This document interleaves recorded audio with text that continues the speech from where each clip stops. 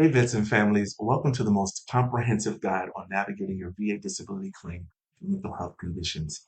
I'm releasing a new series entitled Therapist Explains VA Mental Health Disability Ratings, how the VA decides claims for PTSD, anxiety, and depression, and more. If you're a veteran battling PTSD, generalized anxiety disorder, or major depressive disorder, you already know that the fight doesn't end when you take off your uniform. Securing the benefits you deserve can be a battle all its own. So I'm approaching this series not only as a veteran who has lived these realities, but also as a trauma-focused therapist, and a trauma-informed therapist. That means I'll combine perspective of experience with the latest research and clinical standards, so you walk away with both practical and professional insight.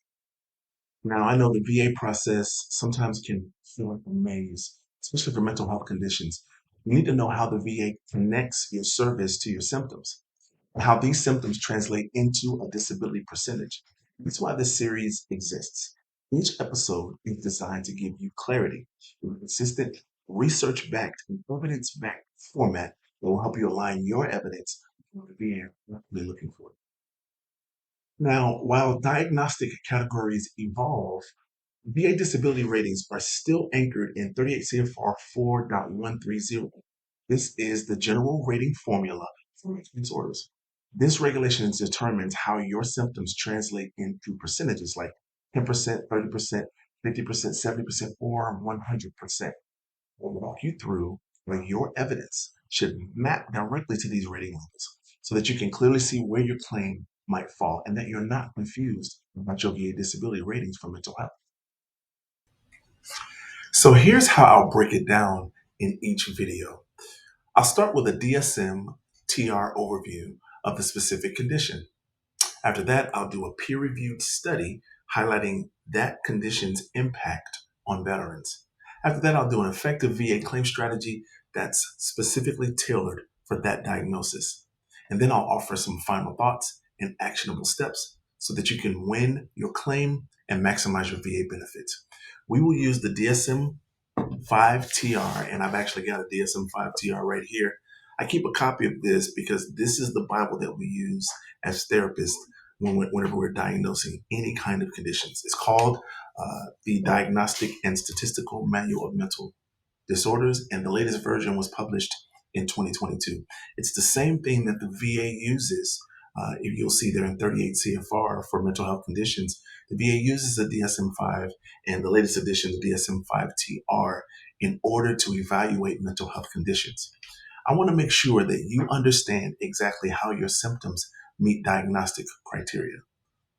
Listen, I understand the gravity of these concerns because I've lived them and I've counseled others through them. So these videos will carry the seriousness, gravity, and respect that every veteran mental health issue demands. We're actually talking about your life. We're talking about your well-being. We're talking about your family, and we're talking about your future.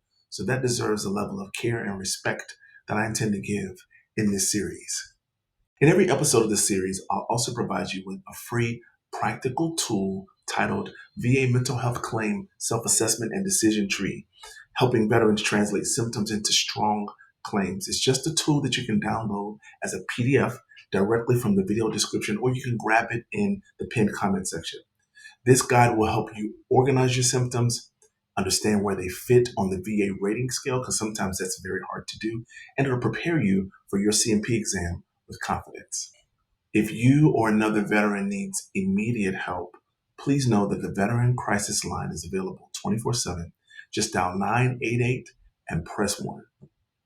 And if you want to stay equipped with the best information, subscribe now and hit the notification bell. That way you don't miss an episode. It really is time to get informed and get the rating that you deserve. And finally, I want to give a very important disclaimer. This content is for educational purposes only and not intended as legal, clinical, or medical advice. No therapist or client relationship is established. Royal Rock Counseling and Consulting LLC is not a VA accredited agent, attorney, or VSO, and is not affiliated with the Department of Veterans Affairs. We do not prepare, present, or prosecute VA claims, but we may offer administrative guidance and referrals to qualified professionals. Thank you for your service. and let's begin your journey to a fully developed VA claim. I'll see you in the series. Hey, vets and families. Today we're talking about VA disability ratings for the mental health condition schizophrenia. And this is straight from 38 CFR 4.130. The VA uses the schedule of ratings for mental disorders, and you're going to see this in every video. 38 CFR 4.130. Schizophrenia in that code is rated under Diagnostic Code 9201. This is very important when submitting your claim that you submit the appropriate diagnostic code. The ratings are based on occupational and social impairment, and the levels of rating are 0%, 10%, 30%, 50%, 70%, and 100%. Here are some of the diagnostic features of schizophrenia. The core symptoms from the DSM-5 are delusions and hallucinations, disorganized thinking or speech, impaired functioning in work, school, or relationships, and a chronic course often requiring long-term treatment. Very important word there is chronic, because remember what we talked about. Chronic symptoms are symptoms that are recurring long-term and probably something that the veteran is going to be dealing with for the rest of their lives. The VA focuses on frequency, severity, and duration of symptoms when it comes to schizophrenia. Let's talk a little bit about schizophrenia in the U.S. military. I've grabbed some scholarly research from Detweiler in 2017 and the group that writes about this. Limited biological insight is a challenge because its incomplete research hampers effective treatment strategies for schizophrenia, especially among veterans.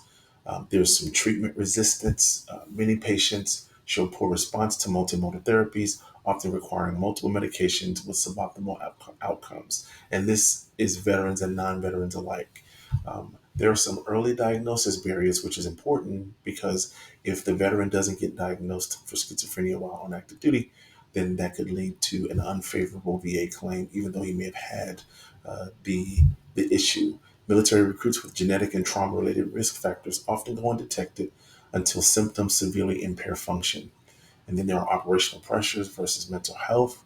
Command decisions may prioritize mission readiness over psychiatric concerns, complicating care and diagnosis. If you were in, you know we didn't go to medical often, and we sure didn't go to see the behavioral health doc very often. So, discharge and lifelong impact. This is important. Most soldiers diagnosed with schizophrenia receive medical discharge and lifelong disability compensation. This is hugely important for medical claims, medical retirement, medical discharge. So these are the key challenges in the military that you can use and focus on with your schizophrenia claim. In the next portion of the video, we're going to talk about a claim strategy and how we can build a strong case for the mental health concern schizophrenia. Here are some key steps for a favorable decision. You'll need a medical nexus, meaning you'll secure a psychiatrist, psychologist opinion linking schizophrenia to service. Now, as you guys know, as I often state on this channel, I am not a fan of nexus letters, but I know some veterans decide to use them. If you decide to use them, make sure that they are legitimate. And if you, what this is talking about is just providing a medical nexus, not necessarily actually paying someone to do a nexus letter for you. But if you are already seeing a psychiatrist, seeing a psychologist, they should already be noting in your record um, their medical opinion. If you have a schizophrenia diagnosis, they should already be noting the symptoms, the onset. They should be noting how often these symptoms occur, the frequency and the relevancy of them to your VA claim. So should already be having that in your records, in the notes. You'll just want to request a copy of it, right? So that you don't have to go to an external one and get a nexus letter if you have this condition. Consistent evidence, meaning your service treatment records, plus any post-service military records. This is basic understanding from what we talk about when we discuss what you need for evidence for a claim, whether that be a mental health claim or physical claim. Lay statements from family and friends to confirm daily impairment. This could be in the form of logs. This could be in the form of text messages. This could be in the form of any way in which they know you and your behavior being impaired. And then symptom tracking. Document the severity over time, whether it's in work, social, or daily living. And a way to maximize your VA rating is independent medical opinions, which we talked about. These strengthen your claim with a private evaluation. Now, again, you should be seeing someone for this already who is your your frequent medical provider. Okay, and all you're doing in this case for seeing someone you're already be receiving treatment from is what you're saying is, hey, listen, I'd like for you to write about how this symptom affects me if they're already your doctor. Okay, and then CMP exam prep, be honest and clear about your symptoms. Please don't minimize them. Functional impact evidence, show how your symptoms affect employment and relationships. And then make sure that you do appeals and secondary claims if you need to. Don't stop at the initial denial. Connect secondary conditions like depression, anxiety, and substance use. We're talking about mental health concerns here. So all of those things relate with regard to secondary conditions. I hope you guys enjoyed this video. Thank you for watching. If you want any more information about the subject of this series, be sure to check out the playlist right here. And remember, live royally and live well. Thanks for watching, and I'll see you in the next one.